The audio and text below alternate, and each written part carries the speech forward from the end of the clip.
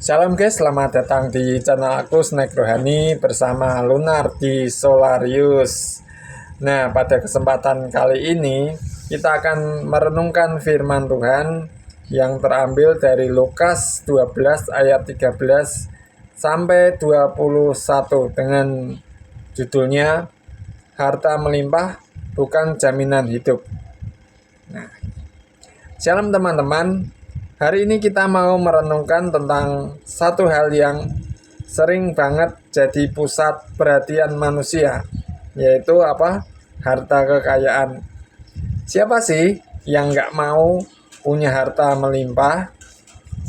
Rasanya kalau punya uang banyak, tabungan tebal, rumah mewah, kendaraan keren, ya mungkin Ferrari atau kendaraan sport lainnya, Lamborghini atau ya itulah. Itu pasti aman. Tapi bener nggak sih? Biasanya orang kaya tuh nyewa bodyguard. Oke, kita akan baca di Lukas 12 ayat 13 sampai 21. Kita baca ya.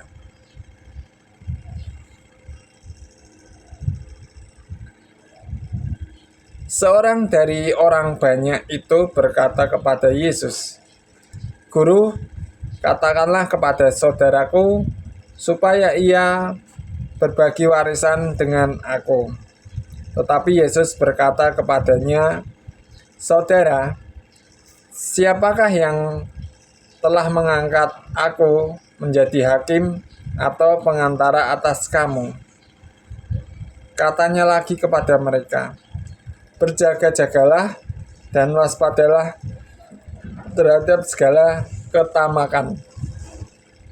Sebab walaupun seorang berlimpah-limpah hartanya, hidupnya tidaklah tergantung daripada kekayaan itu." Kemudian ia mengatakan kepada mereka suatu perumpamaan, katanya, "Ada seorang kaya, tanahnya berlimpah-limpah hasilnya. Ia bertanya dalam hatinya, 'Apakah yang harus aku perbuat? Sebab aku tidak mempunyai tempat di mana aku dapat menyimpan hasil tanahku.' Lalu katanya, 'Inilah yang akan aku perbuat. Aku akan merombak lumbung-lumbungku, dan aku akan mendirikan yang lebih besar, dan aku akan menyimpan di dalamnya segala gandum dan barang-barangku. Sesudah itu aku akan berkata kepada jiwaku, jiwaku, ada padamu banyak barang tertimbun untuk bertahun-tahun lamanya. Beristirahatlah, makanlah, minumlah, dan bersenang-senanglah."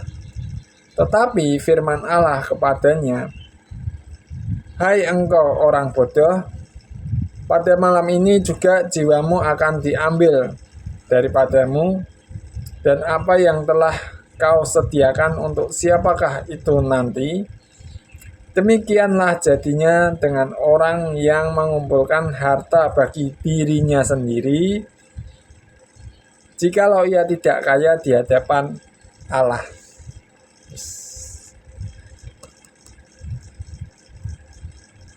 Kalau kita lihat dalam Lukas 12 ayat 13 sampai 21 ini,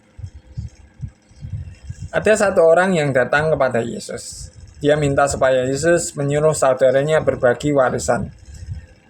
Sayangin deh, ketemu Yesus, sang guru, sang Mesias, tapi yang dia pikirin justru harta warisan. Orientasi hidupnya sempit banget deh, hanya soal materi. Nah, makanya ini menjadi permasalahan yang kompleks ya, tentang harta warisan yang jadi rebutan ini, yang bisa menimbulkan konflik, permusuhan antar saudara ya, gara-gara harta warisan ini, bahkan sampai ke tingkat pengadilan ya, gegeran masalah harta warisan ini. Yesus langsung ngingetin kita di ayat yang ke-15 ini, "Berjaga-jagalah dan waspadalah terhadap segala ketamakan. Sebab walaupun seorang berlimpah-limpah hartanya, hidupnya tidaklah tergantung dari kekayaan itu. Simpel banget, tapi dalam banget. Majleb istilahnya. Kekayaan bisa beli makanan, baju, rumah, bahkan kenyamanan. Tapi satu hal yang nggak bisa dibeli adalah hidup itu sendiri. Ya, dengan duit kita bisa beli baju, bisa beli HP, bisa beli rumah, bisa beli mobil yang kita sukai, mungkin mobil sport atau SUV yang sangat mahal, atau mungkin mobil sekelas Alphard, atau ya dengan duit lah kita bisa beli apapun. Tapi duit itu nggak bisa membeli hidup. Duit itu bisa beli kasur ya, tapi nggak bisa beli ini tidur nyenyak, karena belum tentu orang bisa tidur nyenyak. Kadang ada orang yang cuma tidur alas tikar tapi bisa tidur nyenyak ya, karena pikirannya sing sugih bingung pikire ya, kalau aku dirampok gimana, kalau hartaku kurang gimana. Karena apa? Di mana hartamu berada, di situ hatimu berada juga. Yesus lalu kasih perumpamaan tentang seorang kaya yang panennya melimpah.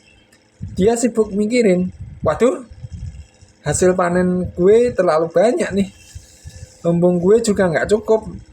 Terus piye dong? Terus piye ya? Piye jal? Gimana ya? Akhirnya dia mutusin untuk bongkar lumbung yang lama, bikin yang lebih besar, alias di upgrade. Jadi storage-nya besar. Misalnya storage-nya itu awalnya dari 16 giga, diperbesar jadi 128 giga atau 512 giga gitulah. Ya kira-kira. Lalu berkata dalam hati, santai aja ya kan, hidup udah aman, tinggal makan, minum, senang-senang. Nah gitu. Dan memang kebanyakan orang tuh berpikirnya gitu. Kalau sudah punya harta banyak, santai aja, tinggal makan, minum, dan bersenang-senang, aman dah. Kalau mau keluar, sewa bodyguard mungkin ya. Oke. Secara manusia ya, kelihatan bijak ya. Dia bisa mengelola hasilnya dengan baik. Tapi Yesus kasih komentar yang mengejutkan. Hai orang bodoh, malam ini juga jiwamu akan diambil daripadamu. Kita lihat di ayat 20 ya. Kenapa Yesus bilang bodoh? Karena orang itu hidup cuma untuk dirinya sendiri. Seolah-olah hidup ini bisa dikendalikan dengan harta. Dia lupa satu hal penting. Hidup ini bukan soal berapa banyak yang kita punya, tapi untuk apa kita hidup. Nah ini penting. Banyak sekali orang yang di luar sana itu mengejar harta duniawi, bukan harta surgawi. Karena apa? Di bagian lain Yesus bilang ngengat dan karat serta pencuri bisa merusak dan ya dicolong lah kalau pencuri, kalau maling untuk merampok lah. Tapi kumpulkanlah harta di surga.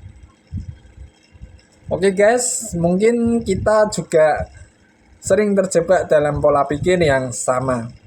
Kita kerja keras siang malam, nabung, investasi, punya target materi tertentu. Dan itu pun nggak salah. Nggak salah kalau kita punya target, tujuan atau goal, achievement. Misalnya aku sendiri sebagai content creator punya impian, tujuan supaya aku bisa membuat studio untuk konten ya. Jadi lebih fokus untuk bikin konten dan juga dengan peralatan yang bisa mendukung lah, seperti itu. Jadi ya nggak salah sih seperti itu. Misalnya nanti aku harapannya bisa punya rumah sendiri, kemudian punya kendaraan sendiri, ya, apalagi punya penghasilan sendiri dari konten mungkin. Terus punya istri, punya istri. Soalnya kan aku jomblo sih, pacar aja belum ada. Soalnya kemarin ada yang chatting lewat messenger itu, tahu kalau saat ini penghasilanku baru segitu, langsung mundur. Nggak apa-apa lah. Ya menilai dari itunya ya itu hak dia kok. Ini sampai mana ini?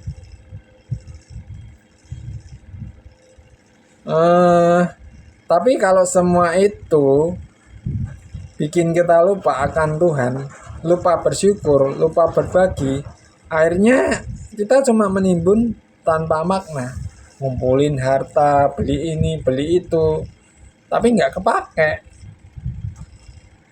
Aku aja soal baju ya, yang aku pakai baju ya itu aja, jarang beli. Kalau nggak dikasih orang, kalaupun dikasih orang ya belum tentu sering aku pakai, karena kebutuhanku ya cuma pakai pakaian gini secukupnya, udah itu aja. Dan juga kan nanti kalau ditimbun terus nggak kepake ya nanti jadi barang rongsokan, buang-buang duit lah istilahnya gitu. Tapi ada orang yang memang gaya hidupnya hedonisme itu dan konsumerisme, ke mall, jalan-jalan, beli ini, beli itu, tapi nggak kepake. Ya itu memang memburu kesenangan sendiri ya, gitu sih. Terus akhirnya ya barang-barang itu jadi rosok, nggak kepake. Eman-eman ya buang-buang duit ya, kerja keras cari duit, habis itu duitnya dibuang-buang kayak gitu. Eman-eman sih. Padahal masih banyak saudara-saudara kita yang membutuhkan uluran tangan kita, itu kan bisa jadi berkat. Jangan sampai kita sibuk menyiapkan kebutuhan hidup tapi lupa menyiapkan arah hidup. Ingat, harta bisa kita kumpulkan, tapi kalau nyawa kita Tuhan ambil, ya wis, bablas. Semua itu nggak ada gunanya, nggak guna banget. Malah seringkali harta yang kita kumpulkan justru jadi milik orang lain. Kita udah capek-capek kerja, banting tulang kok dibanting-banting. Lembur sampai malam ya, sampai nggak ada waktu buat istirahat, buat kumpul sama keluarga. Tahu-tahu meningsoy. Ya terus yang kita kumpulkan nggak sempat kita nikmati ya. Berakit-akit ke hulu, berenang-renang ke tepian. Bersakit-sakit dahulu, senang pun tak datang, malah mati kemudian. Nah itu repot. Nggak bisa menikmati, tapi orang lain yang menikmati. Dan itu banyak terjadi di antara kita ini kan. Kita punya harta banyak, tapi kita ini nggak bisa untuk menikmatinya. Jadi memang repot sih jadi orang kaya itu, kalau nggak bisa kaya secara rohani, atau juga kaya secara harta tapi miskin rohani, ya gitu. Ngumpulin harta banyak, ujung-ujungnya nggak bisa nikmatin. Repot kan? Ya repot. Jadi yuk belajar dari perikop ini. Yang pertama, syukuri berkat Tuhan yang kasih. Yang kedua, kembangkan talenta kita. Jangan cuma numpuk harta. Jadi bisa dikelola dengan baik harta tersebut untuk menjadi berkat sesama. Karena kan kita diberkati untuk menjadi berkat sesama kita ya. Nah ini, Poin yang ketiga barusan aku ngomongin. Jadi berkat buat orang lain supaya hidup kita punya makna di hadapan Tuhan. Karena pada akhirnya yang jadi jaminan hidup kita bukan harta melimpah, tetapi Tuhan sendiri sang pemberi hidup. Makanya sangat penting ya guys. Aku cuma mau ngingetin kita ketika kita diberkati, ingat Tuhan dan ingat saudara. Dan itu adalah wujud dari bagaimana kita mengasihi Allah dan sesama kita. Ya, kalau kita dipercayakan harta yang melimpah, yaitu berkat Tuhan, milik Tuhan, segala sesuatu adalah milik Tuhan. Makanya kita ini kelola dengan baik, ya, supaya kita bisa menjadi berkat bagi banyak orang. Dan kita berkenan di hadapan Tuhan. Bukan cuma kita berapa banyak rumah mewah kita yang kita punya, berapa banyak mobil sport, mobil mewah yang kita punya, berapa tebel tabungan kita, saking tebelnya sampai dunia ini nggak muat. Nah, sampai buku rekeningnya setebel Alkitab, isinya angka berapa ratus digit, nggak ngerti lah, nggak ngotak istilahnya. Terus juga apalagi ya itulah, apa yang kita punya itu sebenarnya milik Tuhan. Makanya kita perlu menyadari, ya, terutama aku pengen menyoroti ini loh, yang soal di ayat bentar. Yang penting untuk mengingatkan kita ini. Sabar.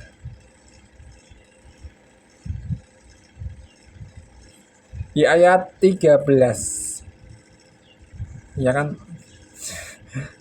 Yes. Seorang dari orang banyak itu berkata kepada Yesus, "Guru, katakanlah kepada saudaraku supaya ia berbagi warisan dengan aku." Nah ini.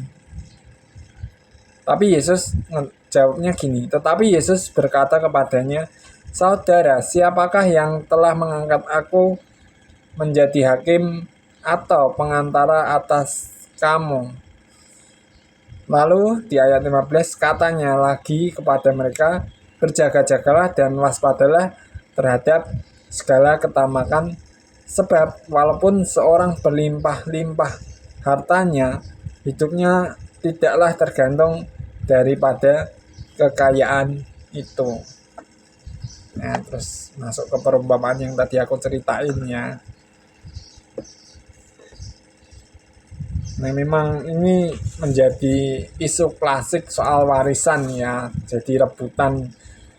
Apalagi kalau orang kaya, hartanya banyak, terus anak-anaknya banyak, menjadi rebutan soal warisan ini, sengketa, bahkan sampai masuk jalur hukum, gontok-gontokan, bahkan konflik-konflik berdarah bisa terjadi di situ karena harta. Harta itu penting tapi bukan segalanya. Harta itu cuma sarana kita untuk hidup. Aku sendiri pun ya juga masih bergumul untuk membeli peralatan supaya bisa membuat video. Kalau nggak pakai harta ya pakai apa? Masa pakai godong sih? Ya kalau godongnya itu daun-daun tertentu yang memiliki nilai jual tinggi ya dijual dapat duit ya lumayan sih.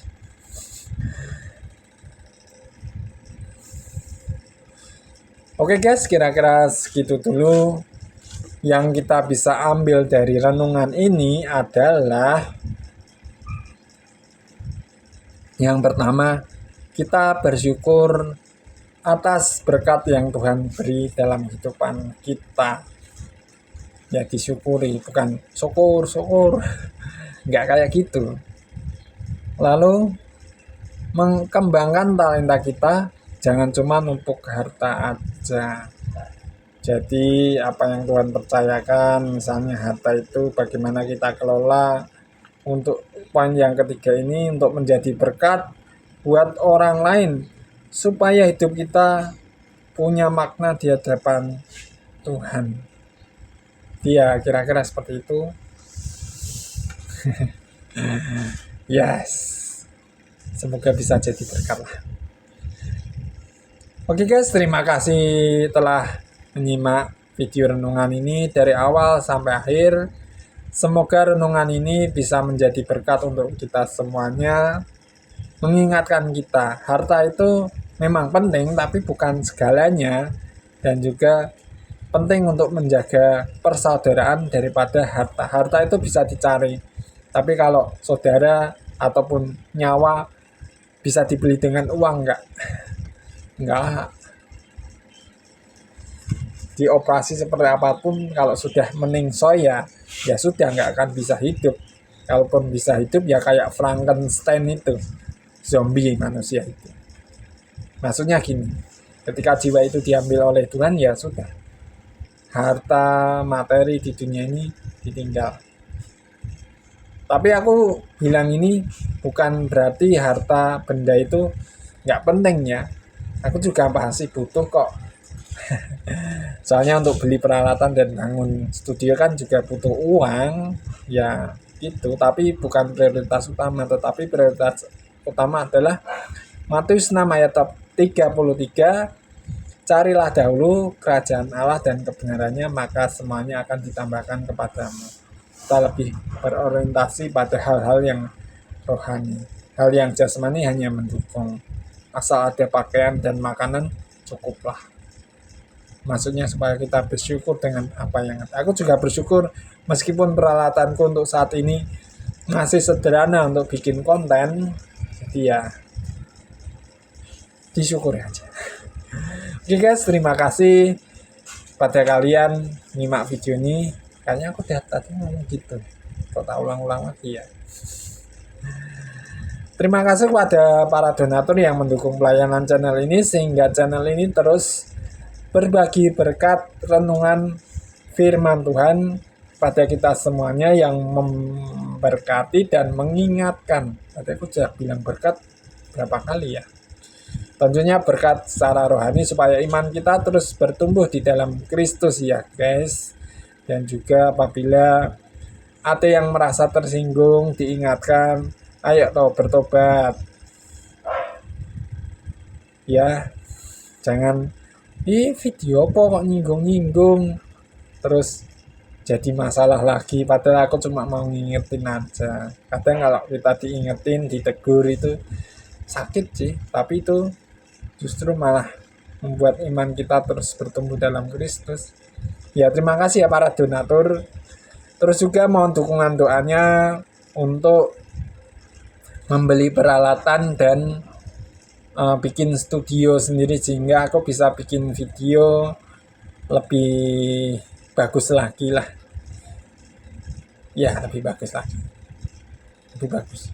Tapi nggak ngurangin kualitas isi video, maksudnya renungannya itu yang ngingetin kita semuanya, yang berkatin kita semuanya. Kalau kalian suka dengan video-video aku di channel ini, boleh kok subscribe dan share kepada teman-teman, keluarga, kolega, atau siapapun itu, supaya juga ikut diberkati melalui renungan atau video renungan ini ya, renungan yang aku sampaikan. Dan kalau kalian merasa tergerak untuk mendukung pelayanan channel ini, link donasi ada di kolom deskripsi. Karena aku belum dapat monetisasi. Nanti bisa beda cerita ketika aku dapat monetisasi. Tinggal nanti pengelolaannya semoga baik lah, dan bisa menjadi berkat untuk kita semuanya. Dan memang rencananya bukan cuma berkat rohani, bisa jadi jika Tuhan izinkan berkehendak bisa berbagi berkat jasmani juga untuk kita semuanya. Dan juga terus berdoa bagi bangsa Indonesia ini ya, supaya Indonesia ini bisa menyelesaikan masalah yang kompleks. Karena dengar-dengar hari ini mau ada demo di Jakarta sana, tanggal 25 Agustus ya, katanya sih gitu. Ya kita doakan supaya Tuhan menolong. Oke, terima kasih semuanya. Tuhan Yesus memberkati. Bersama Lunar di Solarius di sini. Video ini dibuat di kota Kediri. Sampai jumpa, Tuhan memberkati. Shalom. Shalom guys, selamat datang di channel Snack Rohani. Nah, pada kesempatan kali ini ya guys, kita mau sedikit merenungkan firman Tuhan. Nah, biasanya di video aku sebelumnya itu selalu ditemani sama si ChatGPT. Kali ini dia lagi absen ya, kayaknya lagi ngambek atau gimana, nggak tahu juga sih. Ya sudah. Oke, saat ini kita akan merenungkan dari Lukas 12 ayat 13 sampai 21. Harta melimpah bukan jaminan hidup. Nah, ini yang perlu kita perhatikan nih.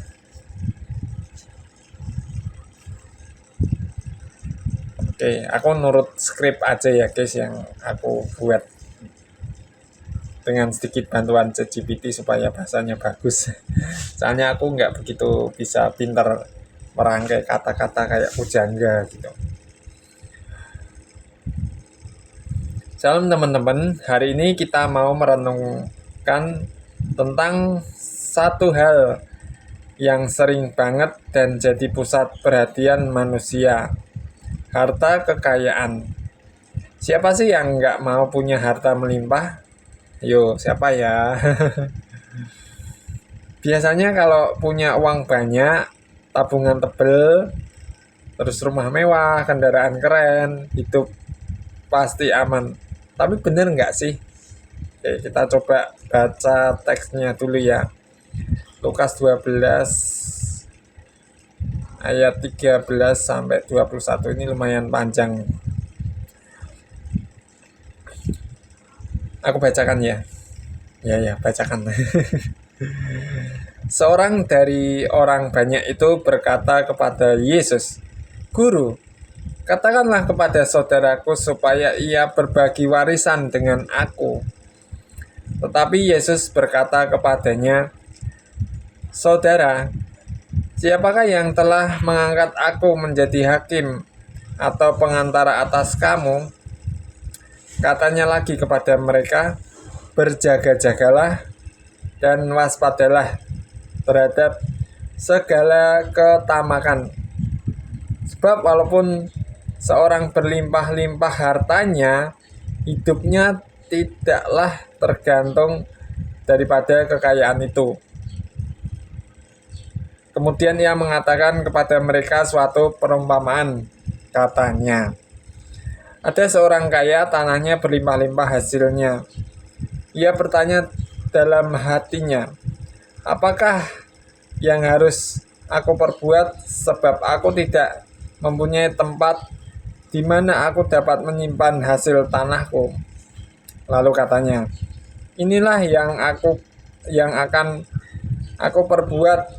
Aku akan merombak lumbung-lumbungku dan aku akan mendirikan yang lebih besar, dan aku menyimpan di dalamnya segala gandum dan barang-barangku.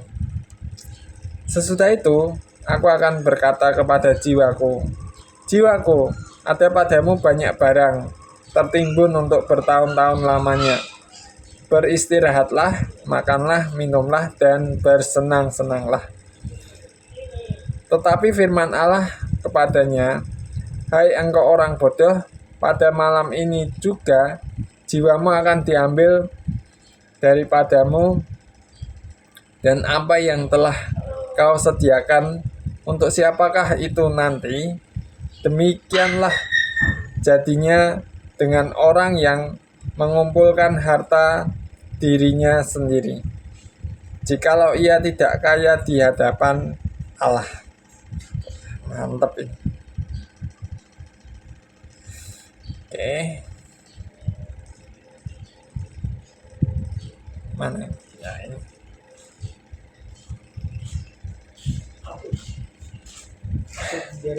Kayak dia dapat apa? Nah, ini aku lagi bikin video untuk konten ya. Jadi, oke, kita kembali ke pembahasan ya. Bentar Bang, ini masih bikin video, nanti tak upload. Oke, kita. Masih Jeksi juga sekarang? Hah? Masih Jeksi juga? Iya, bentar ya, diinterupsi dulu. Shalom guys, selamat datang di channel aku bersama Lunardi Solarius. Nah, pada kesempatan kali ini, aduh,